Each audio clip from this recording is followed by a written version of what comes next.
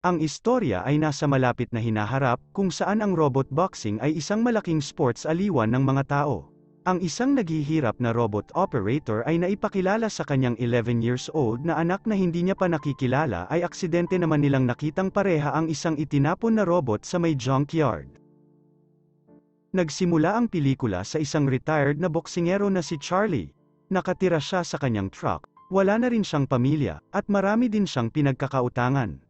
Pero meron pa siyang kahit paano ay pinagkakakitaan, ang kumulekta ng $5 sa kung sino mang may gustong magpa-picture sa kanyang pangit na robot.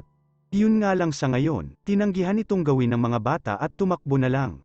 Bukod pa dito, nakipagkasundo rin siyang ipalaban ang kanyang robot sa isang mayamang businessman na si Ricky, at hindi niya inaasahang isang malaking tora pala ang makakalaban niya. Hindi pumayag itong si Charlie, pero papayag lang siya kung pupusta si Ricky sa kanya ng $20,000 kapag nanalo ang robot niya. Sa loob ng ring, nagpakitang gilas si Charlie sa madlang people at lahat ay natuwa sa robot niya. Madali lang naiilagan ng kanyang robot ang mga atake ng toro at napatumba niya rin ito ng isang malupit na uppercut. Nagdiwang naman itong si Charlie ng maagang pagkapanalo na hindi niya napapansing umaatake na pala sa kanya ang toro, at natanggal nito ang isang paa ng kanyang robot.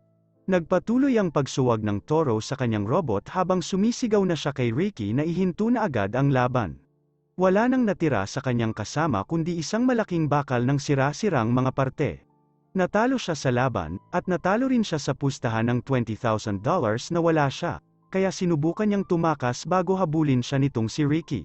Meron ding lumapit sa kanyang dalawang lalaki at sinabihan siya na ang dating girlfriend niya ay pumanaw na, at kailangan na niya ngayong magpunta sa korte para kunin ang kustodiya ng kanyang anak. Itong si Charlie ay wala naman talagang pakialam sa kanyang di pa nakikitang anak. At handa na rin siyang pirmahan ang anumang dokumento para ibigay na lang ang anak sa kapatid ng kanyang ex-girlfriend na si Deborah.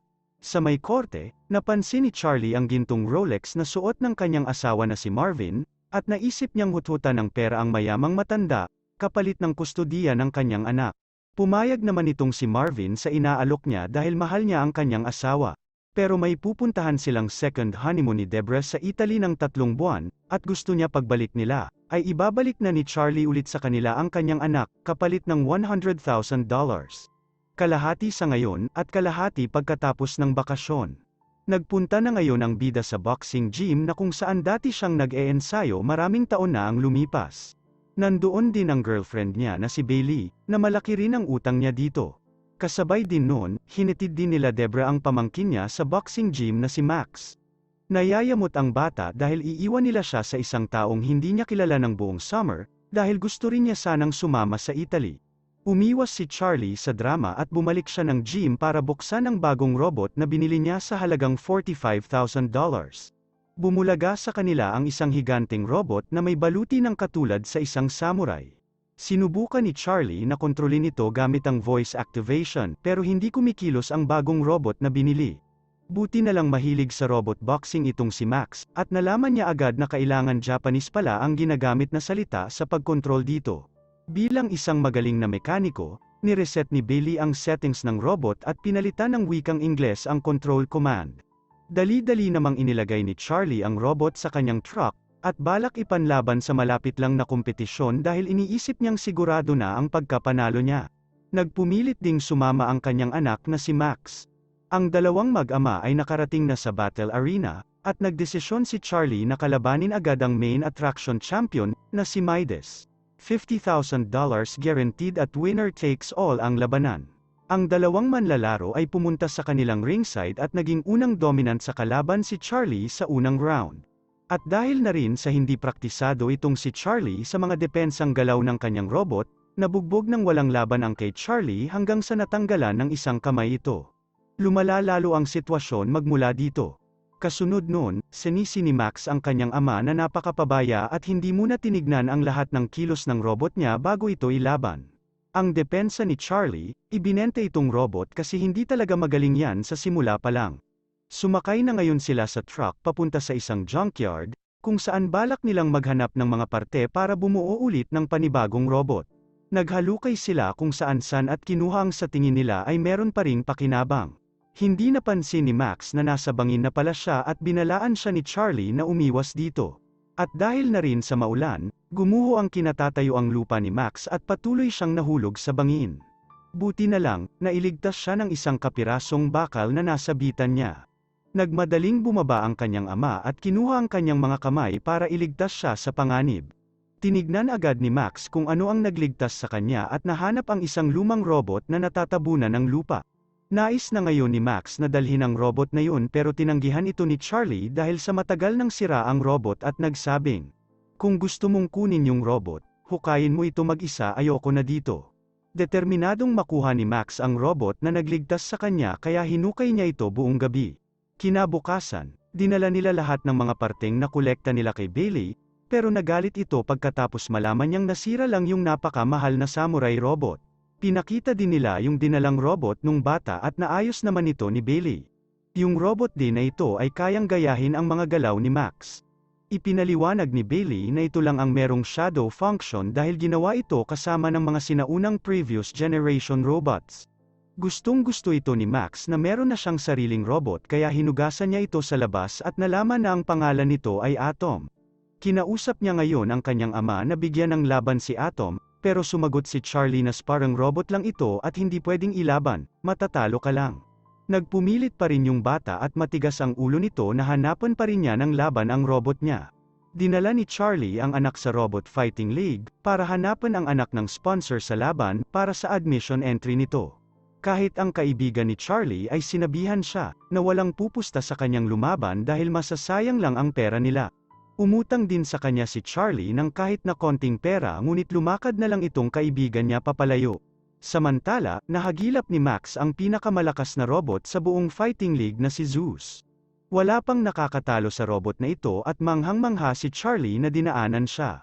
Kinabukasan, pinuntahan ni Charlie ang tip ng kaibigan niya na may laban daw sa may zoo. Pwede niya daw ilaban ang robot ng anak niya dito dahil yari lang sa basura mga robot na lumalaban doon. Kinausap nila ang organizer ng palaro, at hinamon agad ng bata yung pinakamagaling na robot sa lugar na yun. Natawa ang lahat sa sinabi nung bata at dahil sa malaki ang kumpiyansa ng organizer sa robot nito at nakipagpustahan siya ng $1,000 kung makakalagpas ng unang round yung robot ni Max. Pero magiging kanya naman si Atom kapag natalo ito. Pumasok na ng arena ang dalawang robot, at nagpakita na mas malakas ang robot ng kalaban sa umpisa pa lang. Nagbibigay ng instructions si Charlie kung paano dapat pagalawin nung bata si Atom. Nagpupumiglas lang si Max dahil sa wala pa tong eksperyensya sa robot fighting. Ang robot niya ay patuloy lang sa pagtanggap ng mga atake hanggang sa tuluyan na itong napabagsak ng kalaban. Nawalan na sana sila ng pag-asa pero naghimalang bumangon ulit ang kanilang robot. Namalaya na lang nila na natapos na pala ang unang round, at nanalo na agad sila ng $1,000. Naghamon ulit ang kalaban na gagawin niyang doble yung $1,000 o wala siyang matatanggap kapag natalo ito at pumayag naman si Max. Sa pagkakataon naman na ito, nakinig siya sa strategy ng kanyang ama at nag-focus muna siya sa depensa. Hanggang sa magkaroon sila ng tamang pagkakataon sa kalaban, at binigyan nila ito ng matinding double uppercut, na tuluyang nagpabagsak sa kalaban na robot. Nagdiwang ang lahat sa pagkakapanalong batang si Max at hindi makapaniwala ang ama. Kinabukasan, kinumpuni ni Max ang robot niya at binigyan ito ng bagong program. Humingi rin siya ng tulong sa ama na turuan niya si Atom ng mga bagong moves, at kung papaano mag-boxing. Sa una ay ayaw ni Charlie, pero tuturuan daw niya ito sa isang kondisyon. Kailangan din daw turuan ni Max si Atom kung papaano sumayaw.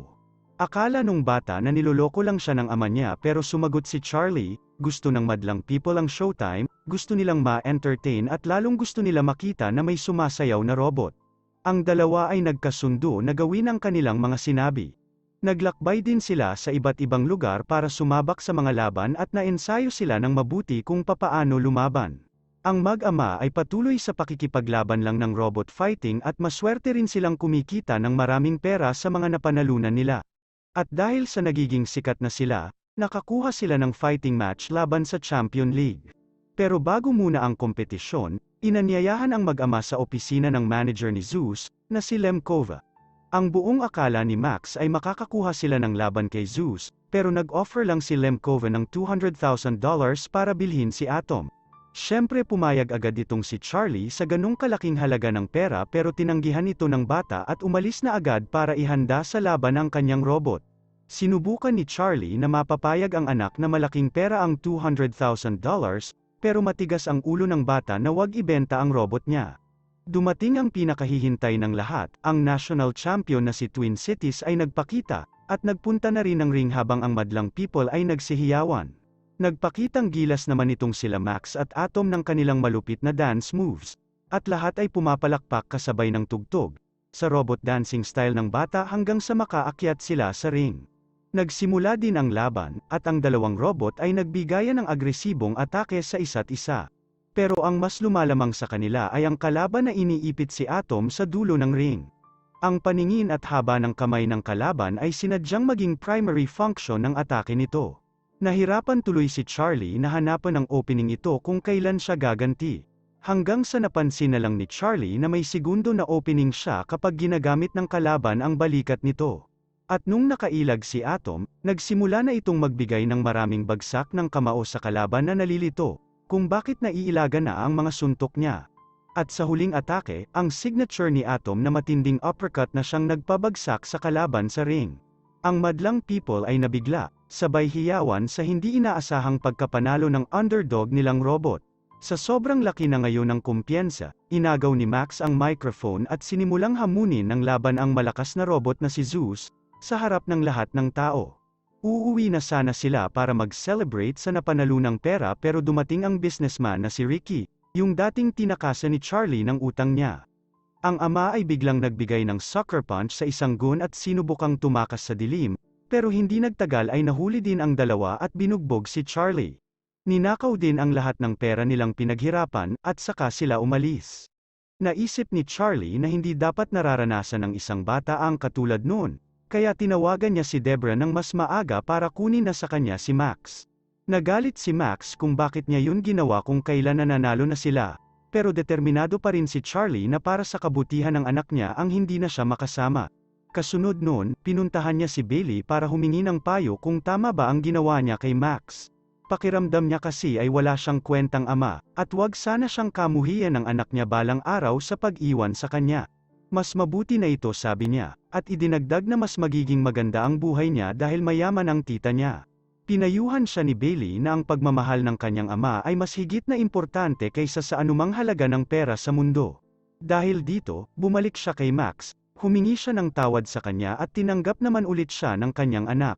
At may sorpresa pa siyang balita, na nakuha na nila ang laban kay Zeus.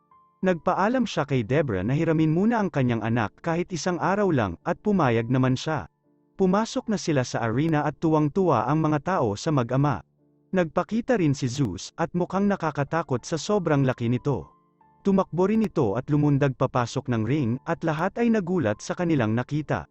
Sa umpisa pa lang, ang buong akala ng lahat ay hanggang unang round lang itong si Atom, pero panay pa rin ang bangon nito sa mga malalakas na suntok ng dominant nitong kalaban.